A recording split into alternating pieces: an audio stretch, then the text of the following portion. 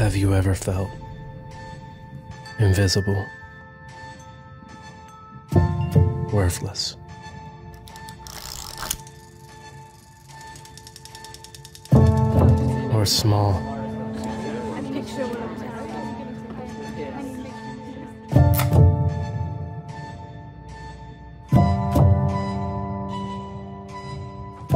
Jesus sees the invisible.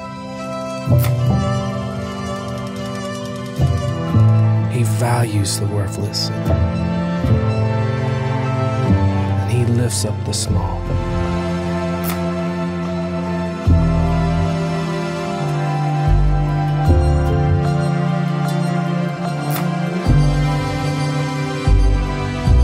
The Gospel of Nobodies. So we are continuing our journey through the season of Lent, and we're looking at Luke's gospel, what we are referring to as the Gospel of Nobodies.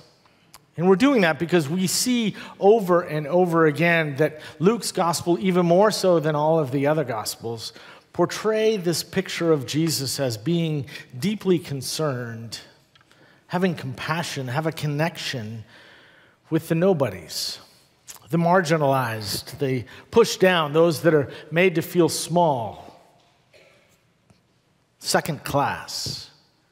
And we see this connection, this affinity on every page.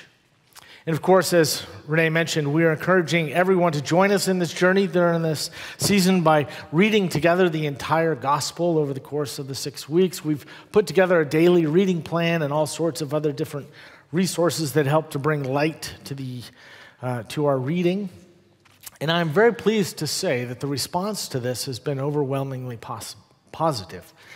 And what we have discovered is that something powerful happens when an entire congregation reads together, studies Scripture together, and we are seeing that in this congregation, in this community of faith. If you have not yet joined in that, please know that it's not too late. You still have time to catch up. This week, we are reading chapters 8, 9, 10, and 11. And this morning, we are looking at a category of nobodies that Jesus ministers to that are sometimes referred to as the demon afflicted or the demon possessed. Now, I acknowledge that this concept is somewhat foreign to us. It's maybe even a little bit confusing. It's not something that we're familiar with other than horror movies around Halloween. It's not something that we talk much about in terms of demons. But in the first century, demons or unclean spirits were considered to be everywhere. And sometimes those demons were not necessarily scary at all, but more like nuisances or mischievous. For instance, if you misplace something in your home, they might say in that moment, demons are playing tricks on you. But mostly this had to do with illnesses at the time that couldn't be explained or diagnosed. For instance, epilepsy would have been at that time something strange and odd for which there was no explanation. They didn't know, they couldn't explain, as we might be able to do, that there's this part of our brain called the cerebral cortex, and sometimes there are neurons that have trouble making electrical connections. We know that. But how would they, with their first century understanding of the world, understand what we now know through the eyes of 21st century medicine? So think of what we now know as epilepsy, but also there must have been other maladies or maybe even mental illnesses, things like schizophrenia or deep depression, multiple personality disorders. We understand what those things are and how they impact us. But at that time, how else would you have been able to explain something like that other than to simply say, clearly they have demons? But I think, too, that it's larger than that. You see, I think that we all have a dark side to our psyche. That we all have these demons within ourselves, these voices that sometimes whisper in our ears, maybe not audibly, but they are pulling us or pushing us, nudging us to want to do things that are the opposite of what God would have us do and be. Things that might bring us harm. Things that might suck the life out of us. That is what I think of when I think of demons. These things that are both inside and outside. Things that we battle with every day. And so this morning, as you are listening to this story from Luke chapter 8, I want you to imagine. I want you to try and envision this person in the situation in which we find ourselves reading this morning.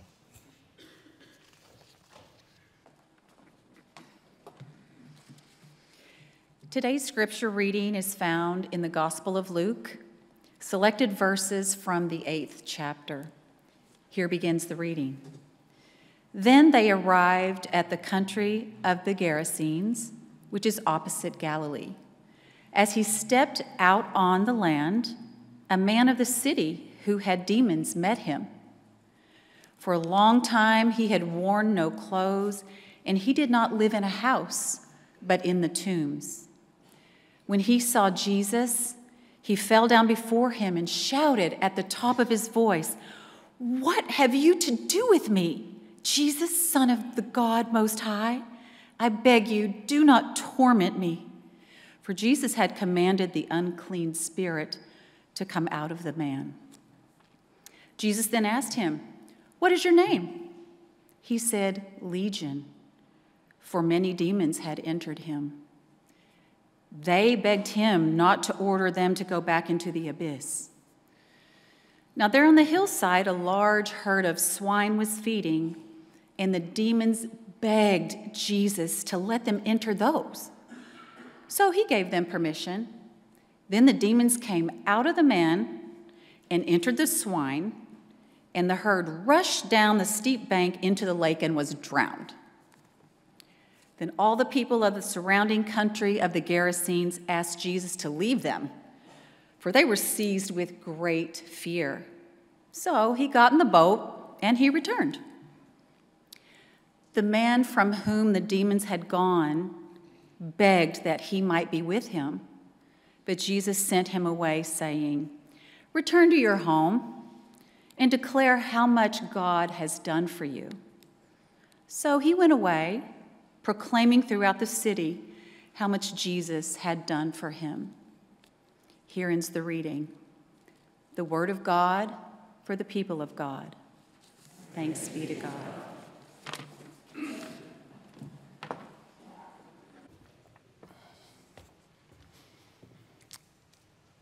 So can you see him? Can you envision him? Can you picture him? What does he look like in your mind's eye? Does he have long, scraggly, matted down, dirty hair? Is it going every which way? Does he have a beard? Is it mangy, nasty, dirty looking? It says he's been sleeping in the tombs. He says that he's naked, that he's in shackled chains, which means that he had been held back, but yet those chains had been broken, but yet the shackles remained on his wrists and his ankles. Can you see them? Can you see him? When you look in his eyes, what do you see? Maybe you can smell him before you can see him. Luke says that he was naked, stark naked. But we understand, too, that he was also stark, raving mad. Now, in order to get into the story, I want us to back up just a little bit to see what happens just before, sort of the introduction of the story. What we're about to talk about briefly is what you'll read tomorrow in the daily reading plan. In verse 22, Luke says that one day he got into a boat with his disciples, talking about Jesus, and he said to them, "Let's go across to the other side of the lake." Now, what we'll see in this story is that this storm comes up, and all of the disciples are afraid, and so Jesus, who's napping on the boat, wakes up, and he calms the storm, but then he also rebukes the disciples for their lack of faith. But what I want us to see, the reason I want us to look at this is because where Jesus has done almost all of his ministry is in the region known as Galilee, which is on the western side of the Sea of Galilee. Now, the Sea of Galilee was fed from the north by the Jordan River, and it empties to the south of the Jordan River. And imagine, if you would, that there was this straight line from the Jordan River running through the lake. And so when somebody would go from one side of the lake to the other, they would cross over that line. On the other side, from Galilee, that was on the west, on the east side was an area known as the Decapolis, which is simply a fancy word that means 10 cities. And as we heard, Jesus crosses over to the land of the Gerasenes, which is where the Decapolis was. Now, the Decapolis, where the Gerasenes are, this is where the Gentiles lived. Now, a Gentile is basically anyone who was not Jewish. In other words, it was those people. To Jews, they would have been other. They would be unclean. And we would know that they are unclean, in part because we hear that they are herding swine, and pigs are the most unclean of all the animal. They are forbidden. Jews don't eat pork. They do not know the joy of bacon or a pulled pork sandwich with coleslaw. But Jesus crosses over into the land of the Gentiles, the other, the nobodies, if you will. And there he encounters this man who is an outcast of the nobodies. He is the lowest of the low. And he's scary, and he's dirty, and he's feared, and he's mad, and he's unclean, and he is filled with demons. So I want to stop there for just a moment and to ask, what does this tell you about Jesus? About the people that he cares for, that he is concerned with the outcast of the nobodies. Well, this man sees Jesus, and he recognizes immediately for who he is. Remember what he called him? He says, "What do you have to do with me, Jesus? Son of the Most High God. I beg you, do not torment me." Son of the Most High God. In other words, he knows who Jesus is. He knows at this point in the story what the ordinary people don't yet know of who Jesus is. He sees him for who he is, and in that moment, he begs him for mercy. Notice, too, that Jesus asks him his name.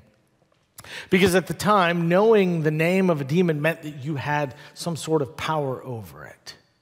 Right? Sort of in the same way that if you have an issue, if you have a situation going on in your life, a worry and anxiety, that sometimes if you can just name it, identify it, understand it for what it is, you already have a head start on controlling it in that same way. If you knew the name of a demon, you had power over it. And here we are told his name, Legion, for we are many. Now, legion would have been a very familiar word at that time because a Roman legion was composed of about 6,000 Roman soldiers. Now, keep in mind that Luke was probably writing this gospel around the year of 85. And about 15 years before that, in the year of 70, was the destruction of the Jewish temple in Jerusalem. And it wasn't just the temple that was destroyed, but the Romans came in and they burned the city and they killed close to 1 million Jews. And all of this was carried out by 4 Roman legions. So Luke is writing, telling the name of these demons, and he points out that they share the same name as those that invaded and destroyed their people. In other words, Luke is making a political commentary here. He's making the connection about the loss of power and control of every dimension of their lives. What better name for the demons than those that were wreaking havoc on this man's life? And yet here in this story, these demons, this legion of demons, beg for mercy. Now, there are some, right, that believe that the power of darkness is on the same level as the power of light. that the power of evil is on the same level as the power of God, that the power are equal on equal footings. But here what we are told is that's not exactly true. This is Luke's way of saying that God's power is so much greater than the power of darkness that the demons, even the demons, are terrified of it. That is how powerful God is. Well, notice what happens next. They begged him to be able to go into the herd of swine. They begged him to let them go into them. You see, they're trying to weasel away. They're trying to outsmart Jesus by saying that if we can just go into these swine over here, we'll just hang out over here, and then as soon as Jesus leaves, we'll jump back into this man. But Jesus is too smart to let that happen. He says, you go into the swine, and then the swine run down the hill and are drowned. But notice before that, when they're still trying to pull one over on Jesus, is that they start to negotiate. And I suspect that they're pretty typical of demons, that they like to negotiate. They like to talk to you, right? Sort of like a great salesperson. They want to get you to talk, because if you can talk, then you'll buy. Now, hear me when I say, if you're a salesperson, I'm not calling you a demon. Don't get me wrong. Don't send me an email tomorrow when you get home. That's not what I'm saying. I'm just saying that's how demons work, is that they try to negotiate. They try to talk to you. They say things like, no one's going to know. They say things like, she'll never find out. He doesn't have to know. They say things like, she hasn't been very close to you and you're away. You deserve to be happy. They say things to the people who struggle with alcohol, and they say things like, well, what's one little drink going to do for you? They say things like, your situation is hopeless. It's never going to get any better. It's not going to work out. You might as well just lose hope and give up. Do you see what I mean about how the demons try to negotiate? They try to talk to you. They make false promises about something that good will happen in the end. But ultimately what they do is they lead us down a path that leads to pain, a path that will suck the life out of us. And they are selling us stuff that doesn't lead to life but to death, enslaving us to something that will lead us away from the life that God entrusts us to live. You see, those demons, they love to fill you with fear and anxiety, with worry and hurry. They love to convince you that life is bleak, it has no hope, that things won't get any better. They try to get you to hold on to a sense of hate and bitterness, resentment forever. Now, I suspect that most of us, probably all of us, have some sort of experience with this sort of thing. That all of us battle demons of some sort at some time in our life. I heard the story a while back about a young man who, as a teenager, his mom remarried, and almost immediately after the wedding, his new stepfather started to beat him and would abuse him. Not just physically, but also emotionally and spiritually. He was demeaning. He would try at every chance he got to tear him down. And so this young man, when he graduated from high school, he went away and promised never to come back. But inside, no matter how far he went, there was this anger inside of him. There was this hatred that was eating him up from the inside like a cancer, eating away at him, controlling him, impacting every relationship that he had. Well, one day, several years later, he got a call from his mom. And she explained that his stepfather was dying and asked if he would come back. Well, he didn't want to, and against his better judgment, he decided to go anyway. And when he got there, he walked into the hospital room, and as soon as his stepfather saw him, a smile grew across his face, and his eyes lit up, and he said, "I am really glad that you came back." And a little bit later, after they had said hi and exchanged greetings, the stepfather asked everybody else in the room to please leave, except for the young man. And as soon as they were gone, he said to him, I need to tell you something. I need to tell you that I'm really, really sorry for all of the ways that I hurt you. I know what I did. I know how horrible it was. And I look at you and I'm amazed at how amazing you turned out. What an incredible young man you are, despite the fact that you had a stepfather like me. By this point, tears were flowing down his face. And he said, I was so hoping that you would come back so that I could apologize before I die. That young man would later say that in that moment, he would literally feel like the demons that he had inside of him left his body.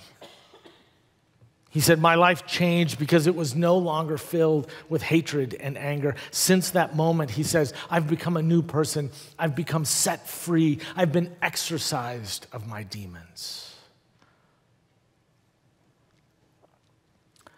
I suspect that there are a lot of us that carry around bitterness and resentment, that find it so hard to let it go. And the truth is that most of us won't have an experience like that young man of a person begging for your forgiveness through their tears.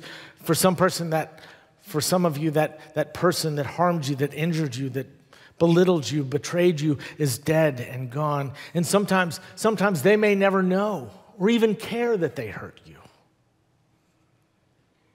But the truth is, you have a choice.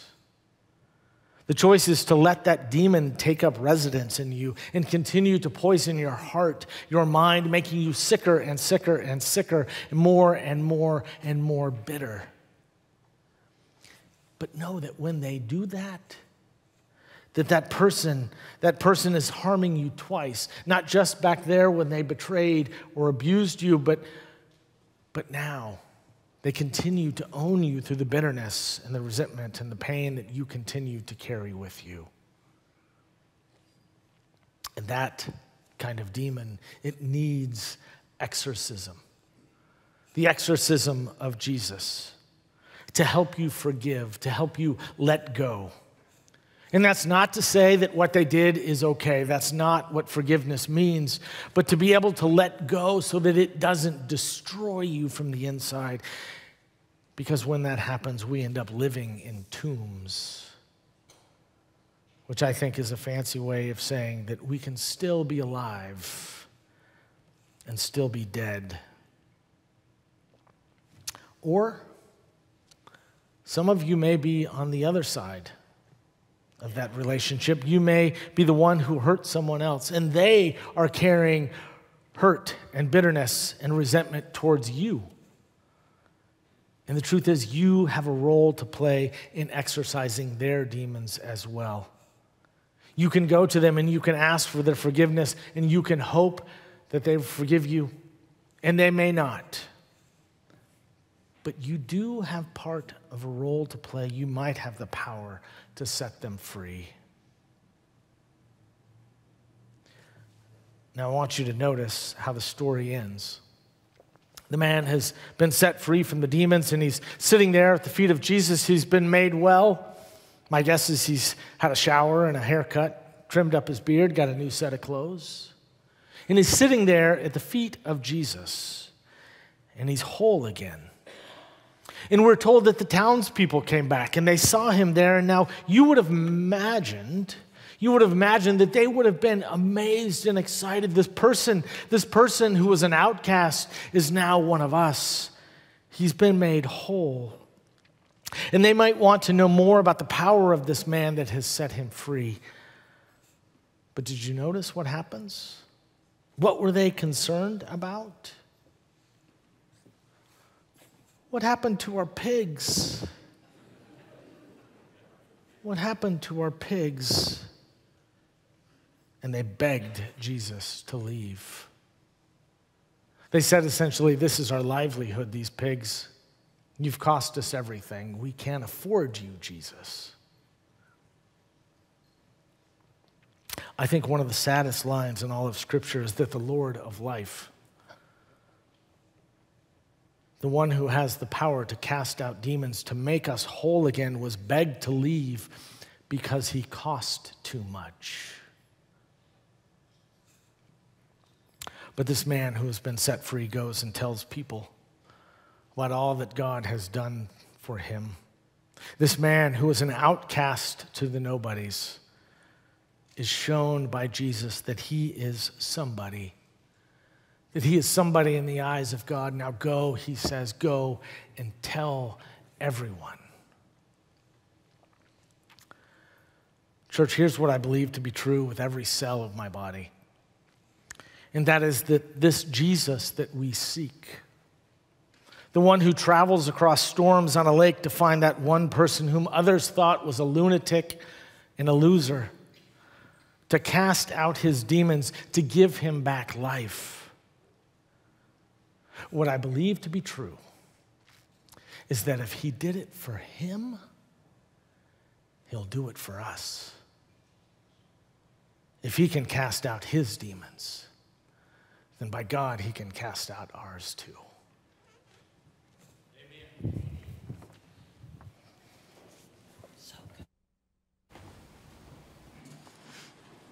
The peace of the Lord be with you. Our hymn of response is number 65, stanzas 1, 3, and 4. As you are willing and able to stand and sing, I invite you to share the peace of Christ with those around you.